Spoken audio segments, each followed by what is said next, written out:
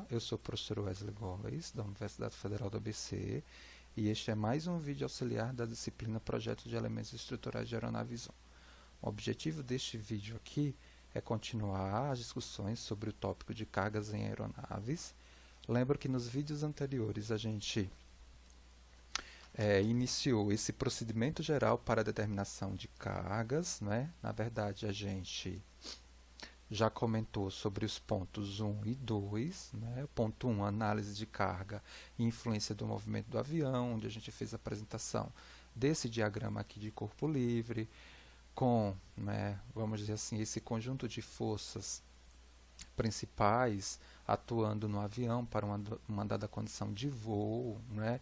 Ou seja, os elementos aerodinâmicos, o peso da aeronave, as resultantes aerodinâmicas na empenagem. Depois passamos especificamente para a avaliação das cargas aerodinâmicas, né, de sustentação e arrasto. E antes de continuar com esses outros pontos, a gente precisa discutir aqui, né, um tema que é justamente como se determinar o CG de uma aeronave. Por quê? Porque a posição do centro de gravidade de uma aeronave é de extrema importância, né, para o seu funcionamento, o funcionamento da aeronave. E o CG, né, além de influenciar, na verdade, nesse tópico de cargas, ele também tem influência em outras disciplinas que vocês estudaram, não é? Então, vocês sabem mais do que eu, né? Na disciplina de estabilidade e controle, né, na condição onde, limitando a posição traseira do CG devido a questões de estabilidade, né, e posição dianteira devido à limitação de sustentação, né, da empenagem horizontal para questões de decolagem, pouso e recuperação de manobras, e também influência, por exemplo, na disciplina de desempenho, onde a gente tem, né, que o CG influencia na carga da empenagem horizontal e, consequentemente, na carga da asa, provocando aumento de arrasto, que, por sua vez, aumenta o consumo de combustível. Então, não tem como a gente deixar de alguma forma, sintetizar, né, elementos que trazem, né, o procedimento para se determinar o CG de uma aeronave. Então, vamos lá. Peso e posição do CG. A posição do CG, né, em relação ao centro aerodinâmico é importante, como a gente já falou, tanto por razões estruturais quanto aerodinâmicas. A gente enxerga, não é, que massas localizadas, equipamentos, vai fazer com que, né, o CG da aeronave mude. Tá? Então, o movimento do CG para frente e para trás deve ser mantido dentro de certos limites, sendo que os limites são geralmente determinados por exigências na questão do controle do avião, que tende a ficar mais estável quando o CG é movido para frente e menos estável quando o mesmo é movido para trás.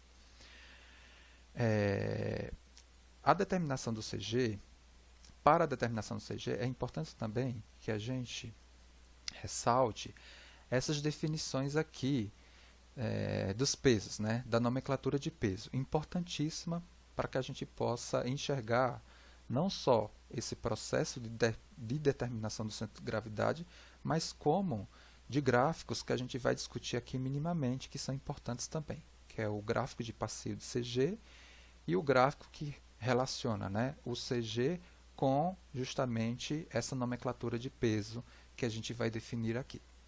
Então, dessa nomenclatura de peso, a gente tem, né, o peso total, que é dado pelo peso vazio mais a carga útil, o peso vazio, que é a asa, mais fuselagem, mais empenagem, trem de pouso, motores, sistema, mais combustível não utilizável, fluido de operação e massa de balanceamento, carga útil, combustível, tripulação, carga paga, né, que são passageiros, bagagem e carga.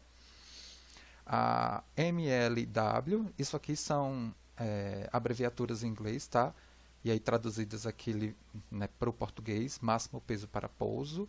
O MTOW, o máximo peso para desenvolver uma missão específica no início da corrida de decolagem.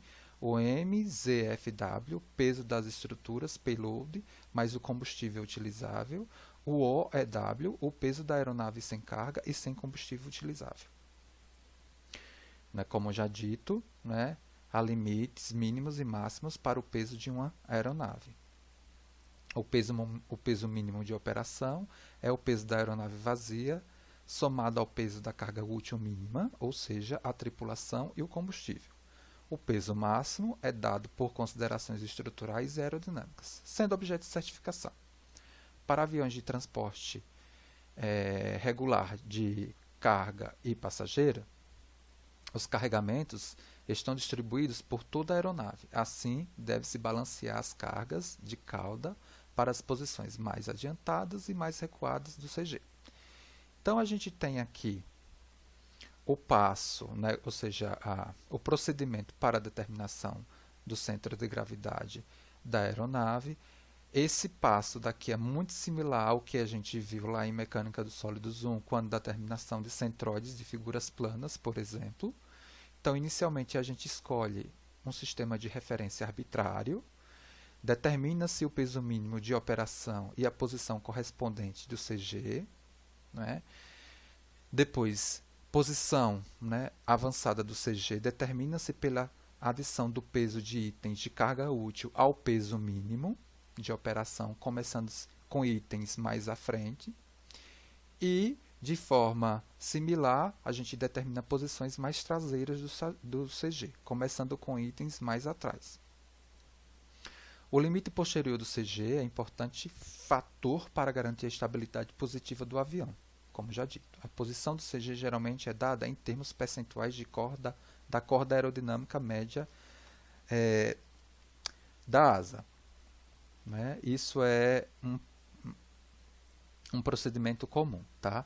Você encontrar, na verdade, esse parâmetro, né? esse CG, não em função da referência que você deu, mas sim em termos percentuais da corda aerodinâmica média da asa. No exemplo que a gente vai mostrar agora, isso vai ficar claro. Tá? Isso posteriormente vocês reproduzem bonitinho esse exemplo aqui que a gente está mostrando, que é o exemplo aqui desse avião. Né? Na verdade, todos esses elementos da tabela deveriam estar referenciados aqui, nem todos estão.